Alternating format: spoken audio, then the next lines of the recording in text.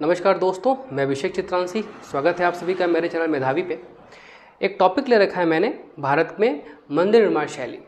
भारत में मंदिर निर्माण शैलियाँ 3 प्रकार से होती हैं: नागर शैली, द्राविड़ शैली और बेसर शैली। इन तीनों के बारे में चर्चा करेंगे, लेकिन इसके पहले आपको ये जानना आवश्यक है कि यह टॉपिक आपको जानना क्यों ज़रूरी है। पिछले 5 से 7 वर्षों के पेपर निकालिए और आप देखिए उसके पेपर एनालिसिस। आप पाएंगे कि प्रत्यक्ष या अप्रत्यक्ष रूप से इस टॉपिक से क्वेश्चंस आपको जरूर मिल जाएंगे।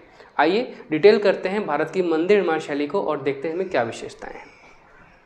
मंदिर निर्माण शैली की पहली जो शैली है नागर शैली, इसमें आपको जो पहली विशेषता मिलेगी वो है इसकी सीढ़ियाँ। मुख्य द्वार तक जाने के लिए आपको सीढ़ियाँ यहाँ मिलेंगी देखने को, जिसे सामान्यतः कहा जाता है पीठ। इसमें आपको प्रदक्षिणा पथ भी मिलेंगी, लेकिन यह सामान्यतः छत विहीन मिलेगी आपको। इसके चारों ओर कोई दीवार नहीं होती। नागर शैली के मंदिरों के आसपास कोई चारों दीवार या चार दीवारी नहीं पाई जाती। यह मंदिर एक सामान्य मंदिर इस तरह से है। ये एक खाली क्षेत्र में आपको स्थापित मिलेगी। इसके आसपास कोई चार दीवारी नहीं मिलेगी। इसमें मंडप, अर्धमंडप, आमलक, शिखर और आपको कलश भी देखने को मिलेगा। आमलक, शिखर और कलश क्या होते हैं आप वो भी देख लीजिए। यह है आपका आमलक, दिस इज शिखर एंड ये जो है आपका यह है कलश। ओके, इसमें बावड़ी या जल संचयन नहीं किया जा सकता। बावड़ी या जल संचयन न किए जाने से तात्पर्य यह है कि चूंकि मैंने आपको पहले बताया कि इन प्रकार के मंदिरों में कोई चार दीवारी की संरचना नहीं पाई जाती, इसलिए यहाँ पे किसी प्रकार का जल संचयन संभव नहीं होता है। मंदिर निर्माण शैली की दूसरी शैली में बात करें तो यह है द्राविड़ शैली। और द्राविड़ शैली की जो सबसे मुख्य विशेषता है वो है इनके भव्य प्रवेश द्वार। भव्य प्रवेश द्वार से मतलब ये है कि सामान्य मंदिरों से कहीं ज़्यादा इनके जो दीवार, इनकी जो भव्य दरवाजे होते हैं ये सबसे ज़्यादा बड़े होते हैं। ओके, और इन पे प्रदक्षिणा पथ होती है जो कि छत के साथ भी हो सकती है और इसमें छत नहीं भी हो सकता। एक और बात मैं आपको बताना भूल गया कि ये जो भव्य प्रवेश द्वार हैं इन्हें कहा जाता है गोपुरम। गोपुरम द्राविड़ प्रकार के मंदिरों में दीवार आवश्यक है। आप पाएंगे कि नागर शैली के मंदिरों में यह दीवार आपको आवश्यक नहीं थी, लेकिन इन मंदिरों में आपको चार दीवारी का होना आवश्यक है। इनमें आपको बता दूं जो कि यहाँ पे चार दीवारी पाई जा रही है, इसलिए यहाँ पे जल संचयन भी किया जा सकता है और यहाँ पे किसी प्रकार की बावड़ी का निर्माण भी किया जा सकता है।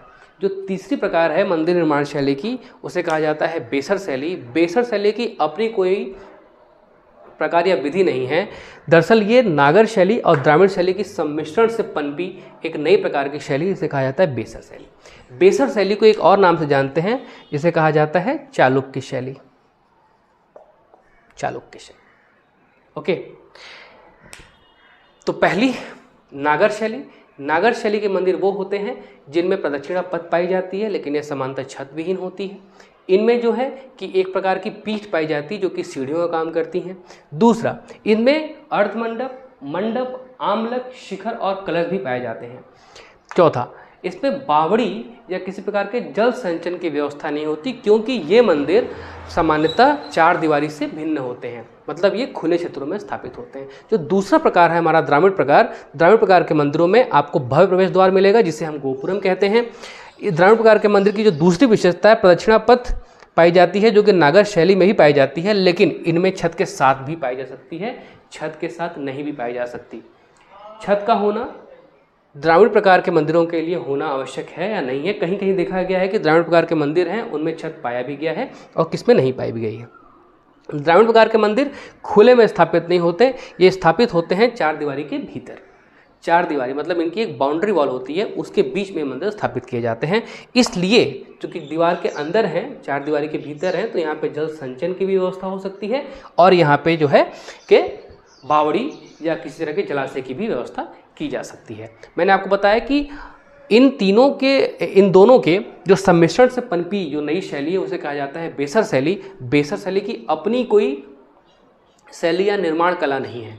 इन दोनों के the composite culture of Dravida शैली एंड नागर शैली इज कॉल्ड बेसर शैली। ओके, तो ये था मंदिर के प्रकार।